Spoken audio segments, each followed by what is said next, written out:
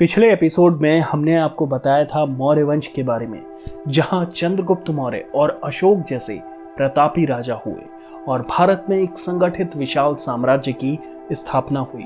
लेकिन मौर्य वंश के आखिरी शासक की हत्या कर पुष्यमित्र शुंग ने शुंग वंश की स्थापना की और उसके बाद भारत की एकता जो मौर्य काल में थी वो टूटने लगी और कई साम्राज्य बने। भारत में केंद्रीय सत्ता खत्म होने पर विदेशी आक्रमण भी शुरू हो गए।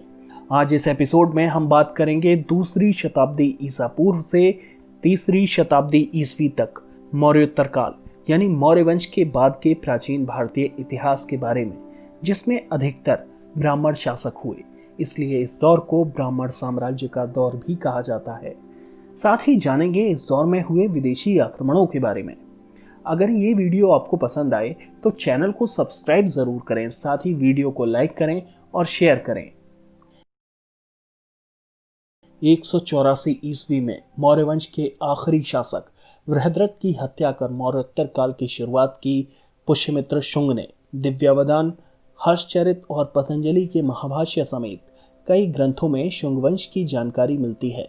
पुष्यमित्र शुंग ने अपनी राजधानी विदिशा को बनाया और उसने ही मिरांडर नाम के हिंद यूनानी आक्रमणकारी को पराजित किया था और पतंजलि से 2 बार अश्वमेध यज्ञ भी कराए थे। पुष्यमित्र के बाद उसका पुत्र अग्निमित्र शासक बना, जो कई सदियों बाद कालिदास रचित नाटक मालिकाग्निमित्र का नायक था।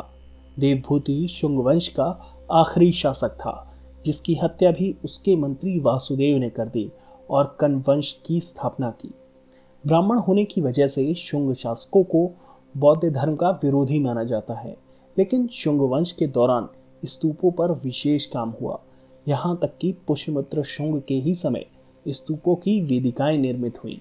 हालांकि जिस मनुस्मृति के बारे में हम अक्सर सुनते हैं, उसकी रचना भी पुष्यमित्र शुंग के समय ही हुई। शुंग साम्राज्य के बाद कण्व वंश में केंद्रीय सत्ता कमजोर होने लगी और धीरे धीरे साम्राज्य केवल पाटलिपुत्र तक सीमित रह गया। कण्व वंश का राजा सुशर्मा अपना राज्य छोड़कर चला गया। हालांकि इस दौर में मौर्य साम्राज्य का ही एक सूबा रहा दक्षिण में सातवाहन वंश मजबूत होकर उभर रहा था। सिमुक ने सातवाहन वंश की नींव रखी, लेकिन सातवाहन वंश अपने उत्कर्ष में 106 ईस्वी से 130 ईस्वी में राजा गौतमीपुत्र शतकर्णी के समय में पहुंचा। उत्तर में नर्मदा से लेकर दक्षिण में कृष्णा तक सातवाहन वंश का विस्तार हुआ। सातवाहनों की राजधानी प्रतिष्ठान थी, जिसे पैठन भी कहा जाता है। सातवाहन वंश के समय की खास बात मात्र सत्तात्मक समाज था। सातवाहनों ने चांदी, तांबे और अन्य सिक्कों के अलावा शीशे के सिक्कों का भी प्रमुख प्रचलन किया। सातवाहन वंश के कमजोर पड़ने के साथ ही कलिंग क्षेत्र में चेदी वंश उभरा। चेदी राजवंश का संस्थापक महामेघवाहन था, इसलिए इस वंश को महामेघवाहन वंश भी जाना गया। इस वंश का सबसे शक्तिशाली राजा खारवेल था, जिसकी जानकारी हाथी गुफा अभिलेख में भी मिलती है। खारवेल ने मगध पर आक्रमण किया और यहाँ से जैन धर्म से संबंधित एक मूर्ति लाया, जिसे नंद वंश के दौरान वहां ले जाया गया था। मौर्य वंश के शासन के बाद भारत में कई अलग अलग साम्राज्य स्थापित हो रहे थे। ऐसे में विदेशियों को भारत में आक्रमण का मौका मिला। मौर्योत्तर काल में सबसे पहले हिंद यूनानी, फिर शक और उसके बाद पहलव और आखिर में कुषाण के आक्रमण हुए। सबसे पहले हिंद यूनानी, जिन्हें ग्रीक और बैक्टीरियाई शासक भी कहा जाता है। मध्य एशिया में सबसे पहले 190 ईसा पूर्व में हिंद यूनानी शासक डेमेट्रियस ने उत्तर पश्चिम के क्षेत्र में अधिकार किया, जिसमें आज के अफगानिस्तान, पाकिस्तान के क्षेत्र थे। आज का सियालकोट, जिसे साकल भी कहा जाता था, वो उनकी राजधानी थी। मिरांडर यहाँ का मुख्य राजा हुआ, जिसने बौद्ध धर्म अपना लिया था। इसी मिरांडर को पुष्यमित्र शुंग ने पराजित किया था।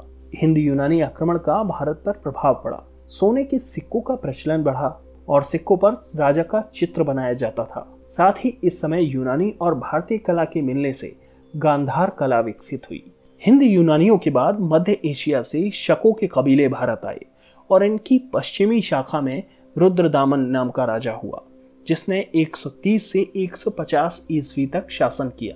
इसने मौर्य काल में सिंचाई व्यवस्था के लिए बनाई गई सुदर्शन झील का जीर्णोद्धार कराया। रुद्रदामन संस्कृत भाषा से बेहद प्रभावित था, पहला संस्कृत का अभिलेख उसके काल का ही मिलता है, जिसे जूनागढ़ अभिलेख भी कहा जाता है। हालांकि आगे चलकर उज्जैन के राजा ने शकों को पराजित किया और विक्रमादित्य की उपाधि धारण की। साथ ही 58 बीसी में कैलेंडर जारी किया, जिसे आज भी हम विक्रम संवत के नाम से जानते हैं। शकों के बाद भारत आने वाले पहलव या पार्थियन थे, जिन्होंने अपनी राजधानी तक्षशिला बनाई थी। हालांकि इनका शासन लंबे समय तक नहीं टिक सका और इनके बाद आने वाले कुषाण सबसे प्रभावशाली साबित हुए।